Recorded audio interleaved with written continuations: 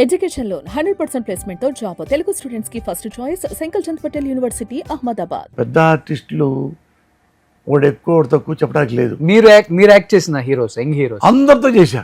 అదే బాగా single take artist చాలా బాగా చేస్తున్నాడు అనిపించిన హీరో అటు అందరూ చెప్తున్నారు. అప్పుడు అంటే ఎక్కువ నా కాంబినేషన్ నాకు ఎక్కడ నచ్చిందంటే ఎక్కువ చిరంజీవితో చెప్పాలి. చిరంజీవితో అంటే ఏంటంటే అది ఎక్స్పెక్ట్ చేయరు. ఎందుకు అదే పేరు చెప్పారంటే ఒక సినిమా చేసాం ఖైదీ 150 సినిమా తెలుసుగా, వినాయక్ గారు. వినాయక్ ఏంటంటే మంచి రిథమ్ ఉంటుంది పోసాని గారికి, అందుకని అతని ఇష్టం. నాయక్ చేశా కదా, అవును నాయక్ వల్లే కదా ఈ సినిమాలన్నీ చేసింది.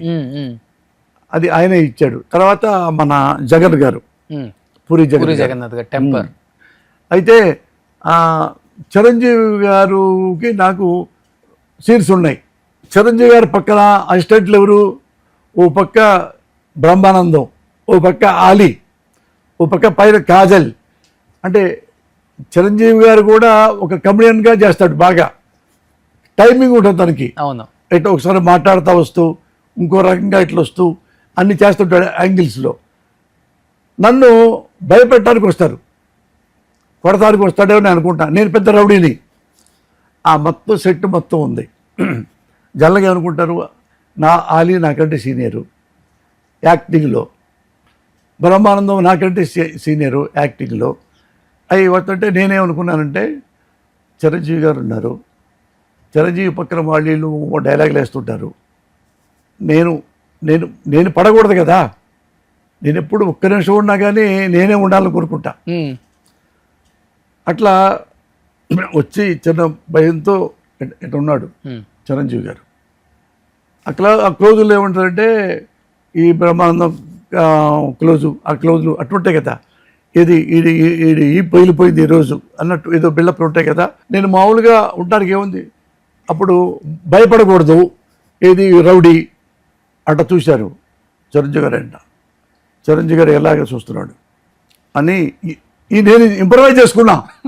ఓకే, ఇచ్చేసుకొని కింద కూర్చున్నా, బాస పెట్టేసుకున్నా, ఖర్చీపు తీసుకున్నా అని ఆయన కాళ్ళు దుడుస్తా, నిన్నటి దాకా శిలనైనా నీ పాదము తాకి దేవుడినైనా అంటే లేదు. చిరంజీవి గారు పెద్దగా నవ్వారు, పెద్దగా నవ్వి ఆపు ఆపు అంటే అంటే అదే నిజంగా చెప్పాలంటే ఇది చెప్పాలి కానీ వాడు తిట్టొచ్చు. బ్రహ్మానందం ఆలీ చిన్నపోయారంతే, అనకూడదు కానీ అన్న, ఎందుకంటే నాకు సంతోషంతో అని చెప్తున్నాను. అసలు వాళ్ళు కూడా స్టన్ అయిపోయారు. ఇట్ట ఆయన కెమెరామ్యాన్ దిగి పెద్దగా నవ్వి, వినాయక్ ఇంకా బాగా నవ్వి చెప్తే మురళి అబ్బో నెక్స్ట్ చేయ సరే. తర్వాత సార్ డైలాగు, సారీ చెప్తున్నాను సార్, మీరు వెళ్ళిపోండి సార్. ఎలా సార్ ఏం చేయమంటారు? కాళ్ళు పట్టుకుంటాను, వెళ్ళిపోండి సార్. సార్ మా ఆవిడ మా ఫ్యామిలీ వస్తుందండి, మళ్ళీ బాగోదుగా సార్, మీరు వెళ్ళిపోండి సార్. సార్ సార్ మీరు చెప్పులు పట్టుకున్నా, బూట్లు పెట్టుకున్నా, కాళ్ళు పట్టుకున్నా, చేతులు పట్టుకోవాలని, ఇంకేం పట్టుకోవాలని ఎక్స్పెక్ట్ చేస్తున్నారు? ఇంకేం పట్టుకోవాలని తెలుసుగా, ఇంకేం పట్టుకోవాలని ఎక్స్పెక్ట్ చేస్తున్నారంటే అసలు చిరంజీవి గారు ఆగి వాడు కూర్చుని పెద్ద నవ్వేశాడు, పెద్దగా బాగుండ. అది థియేటర్ లేచిపోయింది అసలు. అంటే ఎవ్వడు బ్రహ్మానంద కనపడలా, ఆలీ కనపడలా. అంటే నాకు కాన్ఫిడెన్స్ ఎక్కువ ఉంటుంది, ఎక్కువ కాన్ఫిడెన్స్. నేను చిరంజీవి గారు ఉన్నాడు కాబట్టి చిరంజీవి గారి దగ్గర హీరో, కానీ నేను కూడా ఆయనతో ఉండాలి. మరి ఎందుకు నన్ను కబడ్డీగా పెట్టుకుంది?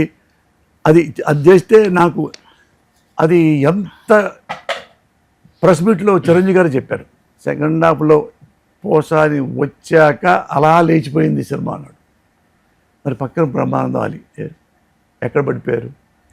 నాకు అన్నీ వచ్చు.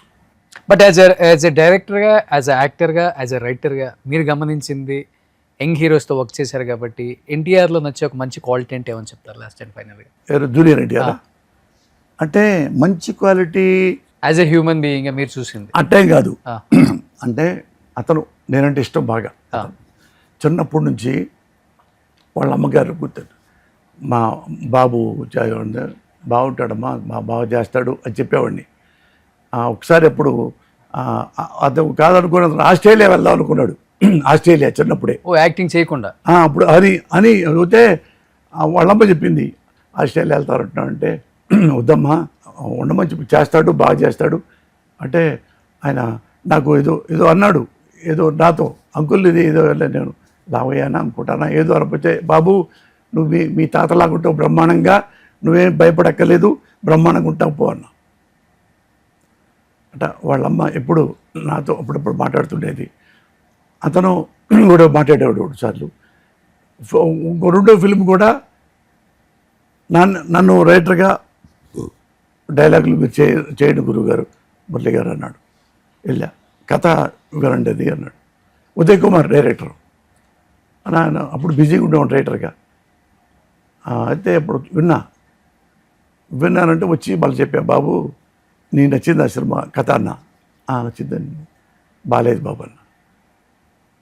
డైరెక్టర్ ముందే చెప్పా, నాకు నచ్చలేదు బాబు, డైలాగ్ రాయమంటే రాస్తా, నాకు నచ్చలా, లైన్ సరిగ్గా లేదు, దానికి చాలా రాయాలి, చాలా అలాంటి అంత అవసరం లేదు కదా, నువ్వు ఆలోచించుకో బాబు.